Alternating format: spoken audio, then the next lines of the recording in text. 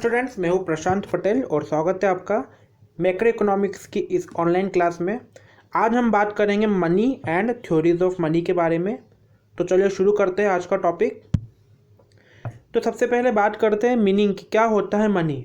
ठीक है, तो मनी मतलब कि सारे करेंसी नोट्स, कॉइन्स और जो भी कैश इन हैंड है, चेक्स के फॉर्म में या डिपॉजिट है जो भी बैंक में, वो सभी मनी कहलाता है। ठीक है, ये एक मीडियम ऑफ एक्सचेंज होता है। मतलब कि हमको कोई भी चीज़ लेना है, देना है, तो हमने एक मीडियम बना लिया है कि हम इसके थ्रू हम इसको एक्सचेंज कर सकते हैं, लेना देना कर सकते हैं।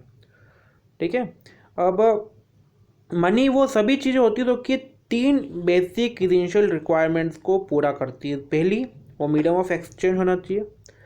दूसरा कि यूनिट ऑफ अकाउंटिंग होना चाहिए, मतलब कि उसको हम कैलकुलेट कर सके, मेजर कर सके, कहीं पर उसको हम स्टोर कर सके। ठीक है, स्टोर भी करने वाली होना चाहिए, कैलकुलेट मेजर करने वाली भी होना चाहिए। चलिए आगे बढ़ते हैं। डेफिनेशन, एक काफ़ी फेमस डेफिनेशन दी है प्रोफेसर वॉकर ने। Money is what money does. काफ़ी छोटी लेकिन काफ़ी इफेक्टिव डेफिनेशन है ये। मनी वो सभी चीज़ें हैं जो कि मनी कर सकती है। लाइक गोल्ड क्या है? गोल्ड को आप as a medium of exchange के रूप में यूज़ कर सकते हो। उसकी वैल्यू अप्रिशिएट होती है। उसकी वैल्यू आप अकाउंटिंग के पर्पज़ के लिए भी यूज़ कर सकते हो। उसको आप मेजर भी कर सकते हो। रुपए, सिक्के, ये सारी चीज़ें मनी के फॉर्म में आएगी। ठीक है, आप अपन कभी कभी क्या करते हैं कि एक चीज़ के बदले में दूसरी चीज़ को एक्सचेंज कर लेते हैं, तो वो भी एक तरह की मनी ही कहलाई है। क्यों? क्योंकि हम उसके थ्रू हम एक्सचेंज कर रहे हैं। ठीक है, एक और डेफिनेशन दी है D.H. रॉबर्टसन ने। एक्चुअली आप ये वाली डेफिनेशन को कहीं भी कोई भी क्वेश्चन में एज एन पंचिंग स्टेटमेंट के रूप में लिख सकते हो, लेकिन अगर आपसे प्रॉपर डेफिनेशन पूछ रहा है तो आप इसको नहीं लिखोगे, है ना। उसके लिए मैंने एक अलग से एक डेफिनेशन दी है, उसको आप लिख सकते हो। क्या बोला है D.H. रॉबर्टसन ने? Money is a commodity which is used to denote anything which is widely accepted in the payment of goods और in discharge of other business obligation. मतलब कि कोई भी गुड्स या सर्विसेज को हम जब परचेज करते हैं या सेल करते हैं, तो उसके बदले में रिटर्न में हमको देना या लेने के लिए हमारे पास में एक फिक्स मीडियम है। ठीक है, एक फिक्स कमोडिटी है जिसको हम किसी भी गुड्स को बाय करते रहे हम दे सकते हैं, तो सामने वाला मना नहीं करेगा, वो ले लेगा। ठीक है, या फिर हमने किसी को भी कोई चीज़ सेल करी है, तो वो अगर हमको उसके बदले में मनी दे रहा है तो हम ले लेंगे इजीली। और लेते ही हम बेसिकली मनी ही लेते हैं। हम हर चीज़ को मनी की टर्म्स में हम मेजर करते हैं। अगर हम कोई शॉप पे भी गए तो हम क्या, कोई भी चीज़ को हमको ख़रीदना है तो हम क्या पूछेंगे, भैया इसका क्या प्राइस है? वो क्या बोलेगा, मान लो 10 रुपये। उसने किस फॉर्म में बोला? उसने बोला मनी के फॉर्म में। तो ये मनी है। वो मनी मतलब कि वो कमोडिटी होती है जिसके थ्रू हम कोई भी गुड्स का पेमेंट कर सकते हैं या कोई भी बिजनेस ऑब्लिगेशन को हम पूरा कर सकते हैं हम। ठीक है, मतलब इसमें मेनली सर्विसेज आ गई बिजनेस ऑब्लिगेशन में, आप अगर देखोगे तो मोटा मोटा। आगे बढ़ते हैं। तो फंक्शन क्या क्या होते हैं मनी के दो फंक्शंस होते हैं, प्राइमरी फंक्शंस होते हैं और सेकेंडरी फंक्शंस होते हैं। प्राइमरी फंक्शन में, मेन फंक्शन में क्या है? पहला तो मीडियम ऑफ एक्सचेंज आएगा, purchase and sale of goods की। उसमें 2 मिनट। दूसरा कि देखो, इसके पहले मनी की पहले चलता था बार्टर सिस्टम। और बार्टर सिस्टम की प्रॉब्लम क्या थी? उसकी प्रॉब्लम ये थी डबल कोइंसिडेंस ऑफ वांट्स। मतलब कि इसके लिए दो चीज़ें जरूरी। अगर मान लो मुझे राइस चाहिए और सामने वाले को वीट चाहिए, तो पहली चीज़ कि मेरे पास में वीट होना चाहिए उसको देने के लिए, तब जाके वो मुझे राइस देगा। ठीक है, दूसरी चीज़ कि उसको नीड है किसी चीज़ की जो मेरे पास होगी तो उसके बदले में ही ले सकता होगा। उसके पास में वो चीज़ नहीं है, या हम दोनों के पास में ऐसी कोई चीज़ नहीं है जिसके थ्रू हम एक्सचेंज कर सके, तो हमारा एक्सचेंज नहीं हो पाएगा। राइट, तो डबल कोइंसिडेंस वांट्स की ज़रूरत पड़ती थी बार्टर सिस्टम में, जो कि बहुत ही कॉम्प्लिकेटेड लेंदी सिस्टम हो जाता था। ठीक है, इसीलिए फिर हमने सेंट्रलाइज्ड एक कमोडिटी रखी जो कि पूरी तरह से हर जगह पर हर चीज़ के एक्सचेंज के लिए एक्सेप्टेबल है। दूसरा कि money is the measure of value in terms of units of accounts, हम इसको मेज़र कर सकते हैं, स्टोर कर सकते हैं, ठीक है, इसको कैलकुलेट कर सकते हैं। मतलब ऐसा नहीं होगा मनी में कि 2 और 2 इक्वल टू 22 होंगे, और 2 + 2 = 4 ही होगा। चलिए आगे बढ़ते हैं। सेकेंडरी फंक्शन क्या है? सेकेंडरी और सब्सिडरी फंक्शंस में आता है डेफर्ड पेमेंट। डेफर्ड पेमेंट मतलब कि जो भी पेमेंट हम फ्यूचर में करने वाले हैं वो भी हम मनी के टर्म्स में कर सकते हैं, लाइक लोन। दूसरा एक डीमेरिट होता है मनी का, सबसे बड़ा डीमेरिट तो ये है कि उसकी वैल्यू जो है टाइम के साथ में चेंज होती जाती है। जैसे जैसे टाइम बढ़ेगा उस मनी की वैल्यू डेप्रिशिएट होती जाएगी, मतलब कि इन्फ्लेशन जैसे जैसे बढ़ेगा मनी की वैल्यू कम होती जाएगी। दूसरा कि इसको हम स्टोर कर सकते हैं, इजीली स्टोर कर सकते हैं, इसको हम फ्यूचर इन्वेस्टमेंट के लिए यूज़ कर सकते हैं, और इसी फ्यूचर इन्वेस्टमेंट को इसका असेट फंक्शन भी कहा जाता है मनी का। अगली चीज़ ये है कि इसको ट्रांसफ़र करना एक प्लेस से दूसरे प्लेस में काफ़ी आसान है। पहले तो चलो कॉइन था, कॉइन को इतना ज़्यादा हम ट्रांसफ़र नहीं कर पाते, लेकिन अब मनी हो गई है, मनी से भी एक कदम ऊपर अब तो प्लास्टिक मनी हो गई है, जिससे कि हम सीधे सीधे बैंक अकाउंट से हम सीधे डायरेक्टली हम ट्रांसफ़र कर सकते हैं। इंदौर में बैठा हुआ व्यक्ति दिल्ली, मुंबई या यूएसए में भी मनी ट्रांसफ़र कर सकता है। आगे बढ़ते हैं। अब मनी का क्लासिफिकेशन अगर देखा जाए तो 3 टाइप से मेनली उसको क्लासिफाई करा गया है। नेचर ऑफ मनी, तो उसमें 2 टाइप के आता है, दो टाइप के मनी आती है। पहला आता है actual money, second is money of accounts, ठीक है।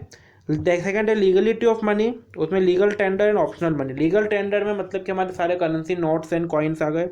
ऑप्शनल मनी में हमारे जो भी इक्विवेलेंट टू मनी है, जैसे कि हमारे गोल्ड हो गया और अदर कमोडिटीज़ हो गई, वो सब हमारी ऑप्शनल मनी में आ गई। नेक्स्ट है मनी मटेरियल, तो 2 टाइप की होती है, मेटलिक मनी होती है और पेपर मनी होती है। पेपर मनी सिंपल आपको पता ही है, currency notes, metallic money coins. अब रोल सिग्निफिकेंस ऑफ मनी, इसके 2 टाइप के रोल होते हैं, स्टैटिक रोल होता है और डायनेमिक रोल होता है। इसको हम थोड़ा आगे डिस्कस करेंगे। आगे बात करते हैं हम ग्रिशम लॉ की, जो कि सबसे इम्पॉर्टेंट एक मेन टॉपिक है, ग्रिशम लॉ, ठीक है। तो ये दिया था सर थॉमस ग्रिशम ने, जो कि क्वीन एलिजाबेथ के फाइनेंशियल एडवाइज़र थे। उन्होंने क्या बोला था? उन्होंने बोला था कि bad money drives good money out of circulation.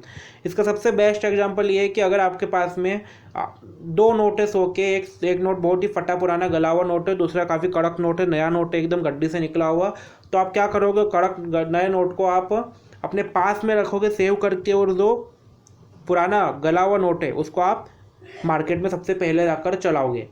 इसका मतलब ये हुआ कि जो गला हुआ नोट था वो है हमारी बेड मनी, और गुड मनी मतलब कि जो कि हमारा अच्छा वाला नोट था। तो हमने क्या करा यहाँ पर, वो जो बेड मनी थी उसने गुड मनी को सर्कुलेशन से बाहर कर दिया, क्योंकि गुड मनी जो है लोग उसको होल्ड कर लेंगे, अपने पास में सेव करके रखेंगे आखिरी तक, और कुछ नहीं तो अपनी पूजा में रख देंगे ले जाके अच्छे वाले नोट्स को, ठीक है। तो इसलिए ग्रिशम ने भी यही बोला है कि bad money drives good money out of circulation, ठीक है। आगे बढ़ते, बाकी ये सब आप रीड कर लेना, यही सब लिखा हुआ है इसमें। अगली चीज़ है reason of disappearing of good money. क्यों डिसअपियर हो जाती है? क्योंकि होल्ड कर लिया जाता है। अगर वो कोई कॉइन है और कॉइन में कोई अच्छा वाला मेटल लगा है, मान लो कि पहले के ज़माने में तो कॉइन्स आते थे वो गोल्ड के या सिल्वर के होते थे, और अगर उनको मेल्ट करके उनके अगर हम गहने बना के बेचे तो हमको ज़्यादा प्राइस मिल जाता था as compare to that coin. तो उसको मेल्ट कर लिया जाता है गुड मनी को, या फिर एक्सपोर्ट कर दिया जाता है, ठीक है। एक्सपोर्ट मतलब कि बाहर भेज दिया जाता है, किसी को दे दिया जाता है अच्छी मनी को। हम कभी बुरी मनी को एक्सपोर्ट नहीं करेंगे, गवर्नमेंट ऑफ इंडिया हमेशा अच्छी मनी को ही एक्सपोर्ट करेगी, ठीक है। एप्लीकेशन क्या क्या है इस लॉ के अंडर? मोनोमेटलिक मतलब कि कोई सिंगल मेटल मनी है तो उसमें क्या एप्लीकेशन है? सिंगल मेटल मनी में सिंपल सी बात है कि जो अच्छा वाला मेटल है उसको लोग रख लेंगे, थोड़ा जंग लगा हुआ ख़राब मेटल को पहले लोग निकाल देंगे। बाई मेटलिक में मान लो कि 2 टाइप के कॉइन चलते हैं, गोल्ड के चलते हैं, कॉपर के चलते हैं, तो लोग गोल्ड के कॉइन्स को अपने पास रख लेंगे, कॉपर के कॉइन्स को वो मार्केट में उतार देंगे। पेपर मनी में सबसे बेस्ट एग्जांपल आप डिमोनेटाइजेशन के टाइम का देख सकते हो।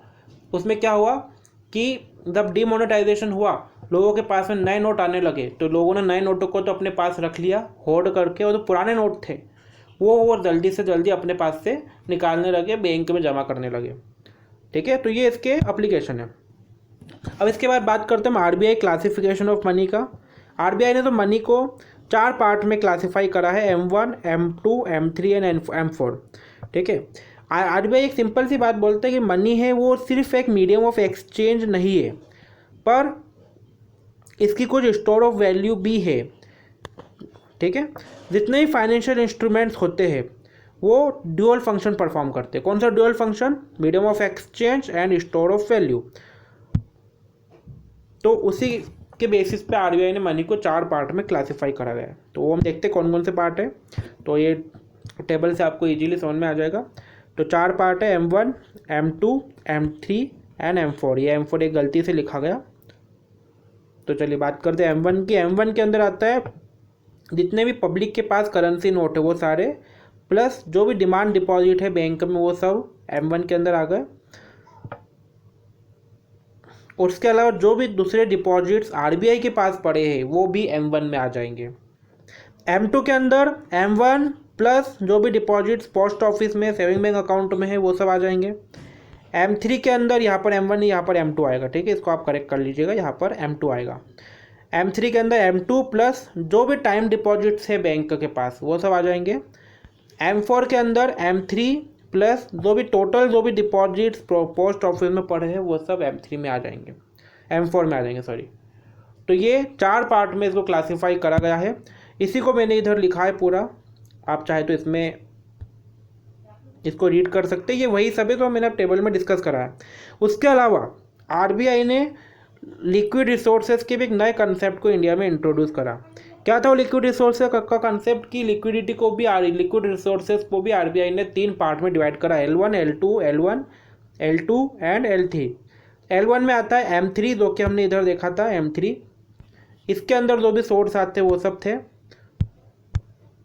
Plus all deposits of post office saving bank excluding national saving certificate. Post office saving bank में जो भी डिपॉजिट्स रहते हैं उनको भी इसमें इंक्लूड कर लिया गया और उसमें से जितने भी नेशनल सेविंग सर्टिफिकेट्स थे उसको एक्सक्लूड कर दिया गया। फिर बात करते हैं L2 की। तो L2 में आता है L1 प्लस जो भी टर्म डिपॉजिट है लैंडिंग इंस्टीट्यूशंस के पास में वो सारे आ जाएंगे। जितने भी फाइनेंशियल इंस्टीट्यूशंस ने टर्म बॉरोइंग करी वो सब आ जाएगी उसके अंदर। और जितने भी सर्टिफिकेट ऑफ डिपॉजिट्स है जो कि फाइनेंशियल इंस्टीट्यूशंस ने इशू करे हैं वो सब इसके अंदर आ जाएंगे। आपको कन्फ्यूजन हो सकती है कि ये सर्टिफिकेट ऑफ डिपॉजिट्स क्या होता है, टर्म डिपॉजिट क्या होता है, ठीक है, नेशनल सेविंग सर्टिफिकेट्स क्या होते हैं। तो उसके लिए मैं अलग से वीडियो लेक्चर बनाऊंगा मैं, तो उसमें आपको सब समझ में आ जाएगा। ठीक है, उसके अलावा अगर आपने इंडियन फाइनेंशियल सिस्टम आपके इसमें होगा तो सब्जेक्ट, तो उसमें एक एक चीज़ को डीप में डिस्कस करा हुआ है। ठीक है, आगे बढ़ते अगर हम बात करें L3 की, तो L3 के अंदर L2 प्लस जितने पब्लिक डिपॉजिट से NBFC non banking financial companies के पास में वो भी इसके अंदर आ जाएंगे। NBFC बोले तो जैसे कि हमारी होगी Mahindra finance, Bajaj Finserv, Bajaj finance, Muthoot finance, ये जो भी होती है NBFC जो कि बैंक की तरह काम करती है लेकिन बैंक नहीं होती, फाइनेंशियल कंपनियाँ होती है।